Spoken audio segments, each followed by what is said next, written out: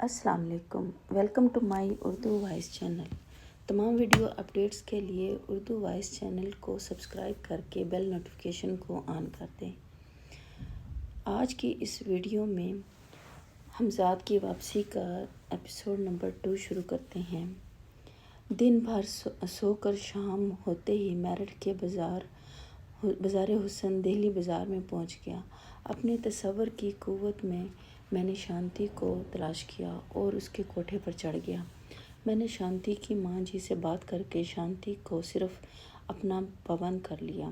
وہ رات میں نے امینا بائی کے کوٹھے پر شانتی کے ساتھ گزاری۔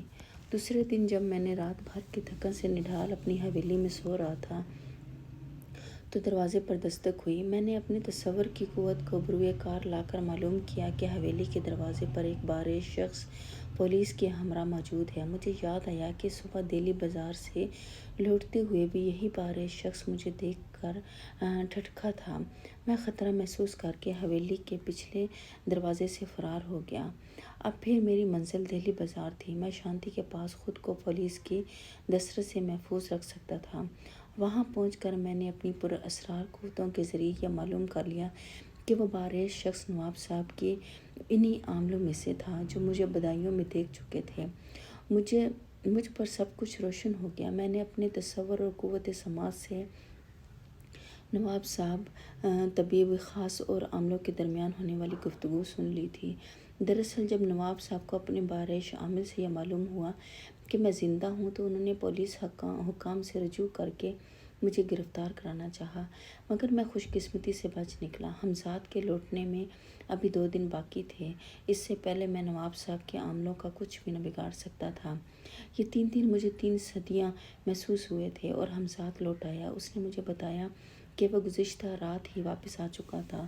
صبح ہونے تک وہ میرے تمام دشمنوں کو ٹھکانے لگاتا رہا تھا۔ اب ان میں سے کوئی زندہ نہیں تھا۔ مجھے اب نرگس کے سوا میرٹھ میں کوئی پہچاننے والا نہیں تھا جس سے فی الحال مجھے کوئی خطرہ نہ تھا۔ میں حمزات کے ساتھ شانتی کے کوٹھے سے اپنی حویلی میں آ گیا۔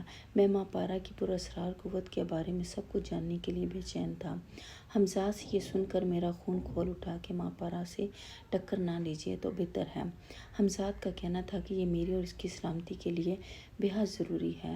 لڑکیاں اور بھی مل سکتی تھیں مگر یہ مسئلہ میری عزت نفس کا تھا۔ ذلیل اور بزدل بن کر زندہ رہنے سے میرے نزدیک مر جانا کہیں بہتر تھا۔ میں نے حمزات کے مشورے کو رد کر دیا اور اس سے وہ تفصیلات معلوم کی جو اب تک اس نے حاصل کی تھیں۔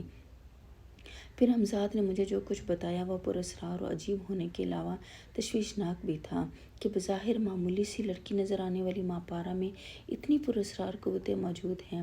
حمزات سے مجھے جو کچھ معلوم ہوا وہ یہ تھا: میرٹھ کے نواب صاحب کے طبیب خاص کا نام ارشاد احمد خان اور اس کی بیٹی ماں پارہ تھی۔ ایام جوانی میں ارشاد احمد خان نے بڑے نواب کے ساتھ افریقہ کا سفر کیا تھا۔ اسی سفر کے دوران اس نے ایک افریقی ساحرہ سے شادی کر لی تھی اور اسے ہندوستان لے آیا تھا۔ ماں پارہ جوان ہوئی تو اس کی ساحرہ ماں مر گئی مگر اپنی موت سے پہلے اپنی تمام پراسرار قوتیں ماں پارہ کو سونپ گئی جن کے بل بوتے پر ماں پارہ جوان بھی رہ سکتی تھی۔ ان قوتوں کو برقرار رکھنے کی خاطر ماں پارہ کو ہر سال چند مخصوص راتوں میں کچھ عمل کرنا پڑتا تھا۔ ابھی اس عمل میں صرف 7 دن باقی رہ گئے تھے۔ حمزات کا کہنا تھا کہ اگر کسی شخص کسی طرح وہ عمل کے دوران میں ماں پارہ کی توجہ ہٹانے میں کامیاب ہو گیا تو اس پر قابو پانا ممکن ہو جائے گا۔ اسی عرصے میں ماں پارہ نے اپنی پراسرار قوت کے ذریعے تنبیہ کی تھی کہ میں اس سے ٹکرانے کی کوشش نہ کروں اور خیریت چاہتا ہوں تو یہ شہر چھوڑ کر چلا جاؤں۔ ماں پارہ کوئی باکردار لڑکی نہیں تھی مگر اسے مجھ سے چڑ سی ہو گئی تھی۔ وہ کسی قیمت پر میرے سامنے جھکنے پر آمادہ نہ تھی بلکہ اب تو وہ مجھے شہر چھوڑنے کی دھمکی دے رہی تھی۔ میں اسے نیچا دکھانے کے در پہ تھا۔ یہی وجہ تھی کہ حمزات کی تاکید کے باوجود میں اس خطرناک اور پراسرار لڑکی سے ٹکر لینا چاہتا تھا۔ حمزات نے مجھے یقین دلایا کہ وہ پوری کوشش کرے گا کہ ماں پارہ اپنا عمل پورا نہ کر سکے۔ حمزات کی بات سن کر جیسے مجھ میں زندگی آ گئی۔ مجھے تم پر ناز ہے، بلکہ اگر میں یہ کہوں تو زیادہ صحیح ہے کہ مجھے خود پر ناز ہے، اس لیے کہ تم میرا ہی تو جسم لطیف ہو۔ تم مجھ سے جدا کب ہو؟ میں سمجھ رہا تھا کہ ماں پارا نے مجھے صرف دھمکی دی ہے، اس سلسلے میں وہ کوئی عملی قدم نہیں اٹھائے گی، لیکن یہ میری بھول تھی۔ جلد ہی مجھے اس کی طرف سے کچھ اذیتیں برداشت کرنا پڑیں۔ ہمسات بھی مجھے ان اذیتوں سے بمشکل بچا سکا۔ ماں پارا چاہتی تھی کہ میں اس کا شہر چھوڑ کر چلا جاؤں، لیکن میں اپنی یہ توہین برداشت نہیں کر سکتا تھا کہ ایک لڑکی کے مقابلے میں بھاگ جاؤں۔ میں ہمسات پر بہت بگڑا، لیکن وہ بدستور یہی کہتا رہا کہ ایک ہفتہ گزرنے سے پہلے کچھ نہیں ہو سکتا۔ دوسری طرف ماں پارا مجھے ایک دن کے لیے بھی اپنے شہر میں دیکھنا نہیں چاہتی تھی۔ آخر ہمزاد کے مشورے پر میں نے یہ چال چلی کہ ماں پارا سے چکنی چڑی باتیں کر کے اس سے ایک ہفتے کی مہلت لے لی۔ ماں پارا نے مجھ پر اسی دوران میں ایک اور ضرب لگائی تھی۔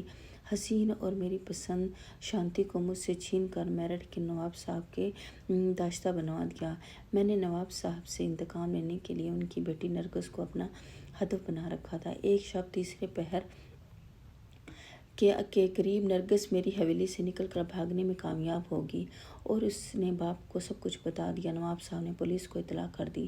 یہ الگ بات ہے کہ ہمزاد کے ہوتے میری گرفتاری ممکن نہ تھی۔ ہمزاد نے ان 5 پولیس والوں کو ہلاک کر دیا اور وہ مجھے دہلی بازار کی اس سرائے میں لے جا کر ٹھہرایا جہاں میں نے میرٹھ کا آخر پہلی رات گزاری تھی۔ دوسرے دن میں نے عبدالجبار نامی ایک شخص سے اس کا مکان خرید لیا۔ عبدالجبار جوئے کا دھنی تھا۔ اس نے اپنی ساری دولت جوئے میں برباد کر دی تھی۔ مکان بیچ کر اسے جو رقم حاصل ہوئی تھی اسے بھی جوئے میں ہار گیا۔ اگر میں اس کی مدد نہ کرتا تو اس کی حالت بہت خستہ ہو جاتی۔ میں نے اسے اس کے عمل کے بارے میں بتایا جس کے ذریعے وہ اپنے ہمسات کو حاصل کر سکتا تھا۔ دراصل یہ تدبیر مجھے میری ہمساد نے سمجھائی تھی کہ اگر وہ ہمساد مل جائے تو ماں پارا سے بآسانی ٹکر لے سکتے ہیں۔ دراصل ہمساد نے مجھ سے 7 دن کی جو مہلت لی تھی اس سے کوئی فائدہ نہیں ہوا۔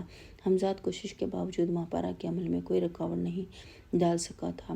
اس کے بعد ماں پارا کی طرف سے کچھ ایسی شدید حربیں آزمائی گئی کہ جان بچانا مشکل ہوگی۔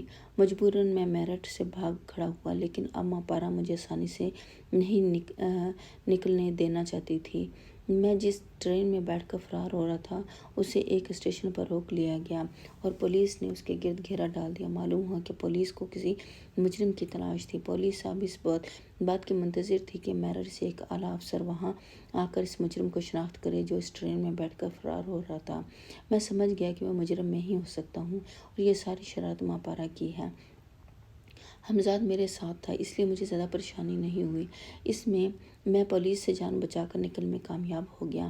ہمزاد نے مجھے ایک تحصیل کول میں پہنچا دیا۔ یہی وہ تحصیل تھی جو بعد میں علی گڑھ شہر بنی۔ میں نے اس چھوٹی سی بستی کی ایک سرائے میں قیام کیا اور بستر پر لیٹ کر اپنے حالات پر غور کرنے لگا۔ ماں پارا سے ذلت آمیز شکست میرے ضمیر کو کچوکے لگا رہی تھی۔ میری سمجھ میں نہیں آ رہا تھا کہ کیا کروں کیا نہ کروں۔ دن اسی سوچ بچار میں گزرا۔ جب رات ہوئی تو میری روح کا بوجھ اور بڑھ گیا۔ ان سب باتوں سے ذہنی قرار حاصل کرنے کے لیے میں نے ہمزاد سے کسی حسین سہارے کی تلاش کی خواہش کا اظہار کیا۔ اس نے میری آرزو پوری کر دی۔ اچانک پولیس نے سرائے پر چھاپا مارا اور دروازہ توڑ کر میرے گھر میں گھس آئی۔ یہ شرارت بھی ماں پارا کی تھی۔ میں اس وقت پاک نہیں تھا اس لیے ہمزاد کو اپنی مدد کے لیے نہیں بلا سکا۔ پولیس مجھے گرفتار کر کے لے گئی۔ میری مرضی کے جرائم رنگ لا کر رہے پولیس جو میری طاق میں رہا کرتی تھی مجھے رنگوں ہاتھ پکڑ کر کھل کھیلی۔ ان لوگوں نے مجھے مارا پیٹا، پھر ایک دن حوالات میں رکھ کر دوسرے دن جیل بھیج دیا کیونکہ میرا مقدمہ عدالت میں پیش کرنے سے پہلے وہ اچھی طرح اپنی تیاریاں مکمل کر لینا چاہتے تھے۔ جیلر کو بتا دیا گیا تھا کہ میں بہت خطرناک مجرم ہوں اس لیے مجھے جیل میں سخت اذیتیں پہنچائیں گی۔ میں اس وقت بے بس تھا، کچھ نہیں کر سکتا تھا۔ اگر مجھے غسل کرنے کا موقع مل جاتا تو پاک ہو جانے کے بعد ہمزاد کو طلب کر سکتا تھا۔ یہ موقع مجھے کئی دن بعد ملا۔ نہاتے ہی میں نے ہمزاد کو طلب کیا۔ میں جیل کے کارندوں سے انتقام لینا چاہتا تھا۔ ہمزاد نے میرے اشارے پر ایک ڈنڈے سے ان کی پٹائی شروع کر دی۔ قیدی حیرت سے یہ منظر دیکھ رہے تھے کہ ایک ڈنڈا فضا میں خود بخود حرکت کر رہا ہے اور کارندوں کی پٹائی ہو رہی ہے۔ شور و غل کی آوازیں سن کر جیلر بھی وہاں پہنچ گیا اور پھر میرے ایما پر اس کی پٹائی شروع ہو گئی۔ جب مدد کے لیے چلاتے چلاتے اس کا حلق خشک ہو گیا تو میں نے اس پر تشدد کروا دیا، پھر اس کا مزاج پوچھا۔ یہ واقعی اتنا پراسرار تھا کہ جیلر میرے قدموں پر گر پڑا۔ اس نے مجھے کوئی پہنچا ہوا ولی سمجھ لیا تھا۔ تمام قیدی بھی یہی سمجھ رہے تھے۔ چنانچہ اس روز کے بعد میں جیل میں نوابوں کی سی زندگی گزارنے لگا۔ اگر میں چاہتا تو حمزاد کی مدد سے فرار ہو سکتا تھا، لیکن فی الحال میرٹھ کا رخ کرنا میرے لیے خطرناک ثابت ہوتا۔ میں چاہتا تھا کہ عبدالجبار کو بھی وہیں جیل میں بلواؤں اور اس گوشہ عافیت میں سے حمزاد کو قابو کرنے کا عمل کرواؤں۔ میرے حمزاد نے ایسا چکر چلایا کہ عبدالجبار کے ہاتھوں ایک انگریز کا قتل کروا دیا۔ اس سنگین جرم میں عبدالجبار کو کول کی جیل آنا پڑا۔ وہ مجھے جیل میں دیکھ کر حیران رہ گیا، لیکن میں نے اسے مطمئن کر دیا۔ جیلر اب میرا بندہ بے دام تھا۔ میرے اشارے پر اس نے جیل کا ایک کمرہ عبدالجبار کے لیے صاف کروا دیا۔ میں چاہتا تھا کہ عبدالجبار اس کمرے میں بیٹھ کر حمزاد کو قابو کرنے کا عمل کرے۔ اس نے جبار کو اچھی طرح بتا دیا کہ اس عمل کے دوران میں اس نے خوفناک واقعات سے دوچار ہونا پڑے گا، لیکن وہ خوفزدہ ہوئے بغیر اپنا عمل جاری رکھے۔ اس کے بعد میں نے اسے بتانا شروع کیا کہ وہ اپنے حمزاد کو کسی طرح قابو کر سکتا ہے۔ پھر جبار نے اپنی حمزاد کو قابو کرنے کا عمل شروع کیا۔ عمل کے دوران میں اگر میرا حمزاد اس کی مدد نہ کر رہا ہوتا تو وہ کبھی کا عمل ترک کر چکا ہوتا۔ عمل مکمل ہونے سے ایک رات قبل میں یہ جان کر گھبرا گیا کہ ماں پارا نے جبار پر اپنی پراسرار قوت کے ذریعے نہایت شدید حملہ کیا، لیکن میرے حمزاد نے اسے کسی طرح بچا لیا۔ ماں پارا میری طرف سے غافل نہ تھی اور میری ایک ایک حرکت پر نظر رکھے ہوئے تھی۔ حمزاد سے مجھے معلوم ہوا کہ ماں پارا میرے پورے منصوبے سے واقف ہو چکی ہے۔ میں یہ سب تیاری اس لیے انتقام لینے کے لیے کر رہا ہوں۔ اسی دن ماں پارا نے ایک اور حملہ کیا۔ یہ عمل پہلے سے بھی شدید تھا۔ واقعہ یہ تھا کہ انگریزوں کے خلاف جو قوم پرست خفیہ تنظیمیں کام کر رہی تھیں، اس کے ایک رکن نے گرفتار ہونے کے بعد سربراہ کے طور پر میرا نام لیا تھا۔ ماں پارا نے تنظیم کے اس رکن کو اپنی سحر میں لے کر نہ صرف میرا بلکہ جبار کا نام بھی اس کی زبان سے ادا کروا دیا۔ ماں پارا کا مقدمہ یہ تھا کہ اس طرح اعلیٰ حکام فوراً ہماری طرف متوجہ ہوں اور ہمیں جیل سے نکال کر ملٹری کی نگرانی میں وہاں لے جایا جائے، جبکہ جبار کا عمل پورا ہونے کے لیے ہمیں ایک دن اور رات جیل میں رہنا ضروری تھا۔ کچھ بڑے انگریز افسران ملٹری کے ایک بڑی تعداد کے ساتھ کول کی طرف روانہ ہو چکے تھے۔ فکر کی بات یہ تھی کہ عمل کے دوران میں حمزاد کا جبار کے پاس رہنا ضروری تھا۔ میں نے کافی سوچ بچار کے بعد ایک تجویز پر عمل کیا۔ جیلر جو میرا مرید تھا، میں نے اسے آمادہ کیا کہ وہ صبح سے پہلے کسی بھی صورت میں ہمیں ملٹری کے حوالے نہ کرے، اور وہی ہوا۔ ابھی جیلر میری طرف ملٹری سے ٹکرا گیا، میری خاطر ملٹری سے ٹکرا گیا۔ صبح تک جیل کی پولیس اور ملٹری میں سخت تصادم ہوا اور حرکے میں خود جیلر بھی مارا گیا، مگر اس نے ملٹری کی سخت فائرنگ کے باوجود آخر دم تک وفاداری کا ثبوت دیا۔ میں اپنے منصوبے میں کامیاب ہوا۔ جبار نے حمزاد کا عمل پورا کر لیا اور جبار اپنے حمزادوں کے ہمراہ جیل سے فرار ہو گئے، لیکن ہمیں نہایت سخت حالات کا مقابلہ کرنا پڑا۔ پھر بھی ہم کسی طرح کول سے نکل کر اکبر آباد پہنچنے میں کامیاب ہو گئے، جو اب آگرہ کہلاتا ہے۔ جبار جسمانی اور ذہنی طور پر پوری طرح صحت یاب تھا۔ وہ پوری طرح ماں پارا کے ساتھ مارکے میں میرا حکم بجا لانے کو تیار تھا۔ پھر جس دن میں جبار کے ساتھ میرٹھ روانہ ہونے والا تھا، اپنے تصور کی قوت کو کام میں لا کر ماں پارا کو دیکھا اور پھر اسے مخاطب کیا۔ ہم آ رہے ہیں اور آنے سے پہلے تمہیں آگاہ کر رہے ہیں۔ اگر تم ہمیں روک سکتی ہو تو روکو۔ اسی رات میں نے حمزاد کو طلب کر کے میرٹھ چلنے کا اظہار کیا۔ حمزاد نے مشورہ دیا کہ جبار کے ساتھ اور میرٹھ پہنچنے سے قبل ہم خود ایک مرتبہ جبار کے حمزاد کو اپنے ساتھ لے کر وہاں کا جائزہ لینا چاہتا ہے کہ ماں پارا نے وہاں کیا حفاظتی اقدامات کیے ہیں اور انہیں کس طرح ناکارہ بنایا جا سکتا ہے۔ پھر جبار نے میرے ایما پر اپنے حمزاد کو حکم دیا کہ میرے حمزاد کے ساتھ پوری معاونت کرے۔ اس کے بعد وہ دونوں حمزاد میرٹھ روانہ ہو گئے۔ ان کے جانے کے بعد جب میں ایک مرتبہ ٹہلتے ٹہلتے پلٹا تو میں نے جبار کے ہاتھ میں خنجر دیکھا۔ اس کے ارادے خطرناک نظر آ رہے تھے۔ میرے لیے یہ امر تعجب خیز تھا، لیکن میں بغیر وقت ضائع کیے جبار پر جھپٹ پڑا۔ اس نے اپنی بھی حفاظت کی۔ خنجر اب اس کے ہاتھ سے چھوٹ چکا تھا۔ ہم دونوں آپس میں گتھم گتھا ہو گئے۔ یہ جھگڑا اتنا بڑھا کہ میں نے جبار کو مار مار کر تقریباً نیم بے ہوش کر دیا۔ اسی حالت میں جبار سے اس کا گلا گھونٹنے والا تھا کہ میرا ہمزاد آ گیا۔ اس نے مجھے فوراً ایسا کرنے سے روک دیا۔ ہمزاد نے مجھے بتایا کہ یہ بھی ماں پارا کی ایک چال تھی۔ اس نے مجھے اور جبار کو اپنی پراسرار قوتوں کے سحر میں لے کر فریب نظر میں مبتلا کر دیا تھا، تاکہ اس طرح دونوں میں سے کوئی ایک ختم ہو جائے۔ پھر کوئی ایک شخص اس کا کچھ نہ بگاڑ پاتا، کیونکہ صرف ایک ہمزاد کے ذریعے اس کا مقابلہ کرنا ممکن نہیں۔ ہمزاد کی بات کا ثبوت یہ تھا کہ اس وقت تلاش بسیار کے باوجود کمرے میں وہ خنجر نہیں ملا جو میں نے جبار کے ہاتھ میں دیکھا تھا۔ اس کے بعد مسلسل 1 گھنٹے کی نگہداشت سے جبار اس قابل ہو سکا کہ اپنے پیروں پر کھڑا ہو سکے۔ تقریباً آدھی رات گزر چکی تھی جب ہم میرٹھ کے لیے روانہ ہوئے۔ پھر ہم بہت جلد میرٹھ پہنچ گئے۔ اب ہمیں وقتی طور پر کسی ٹھکانے کی تلاش تھی۔ ہم نے خیر نگر دروازے تک پہنچ کر جبار کے ایک دوست کے گھر پناہ لے لی، لیکن کچھ دن بعد ہی ہمیں وہاں سے بھاگنا پڑا۔ ماں پارا نے ہمیں وہاں بھی چین سے نہ بیٹھنے دیا تھا۔ اگر ہمیں اس کمرے سے نکلنے میں تھوڑی سی دیر بھی ہو جاتی جس میں آرام کرنے لیٹتے تھے، تو کمرے کی چھت اور دیواریں ہم پر آ رہی ہوتی۔ وہاں سے فرار ہو کر ہم خیر نگر دروازے ہی میں خود جبار کے اپنے مکان پر پناہ گزین ہو گئے۔ ماں پارا ہمارے پیچھے لگی ہوئی تھی۔ اس کا مقصد تھا کہ ہم میرٹھ پہنچ کر سکون کا ایک سانس بھی نہ لے سکیں۔ اس مرتبہ معلوم ہوا کہ ملٹری نے خیر نگر دروازے کی چاروں طرف سے گھیر کر ہماری گرفتاری کا سامان کر لیا ہے۔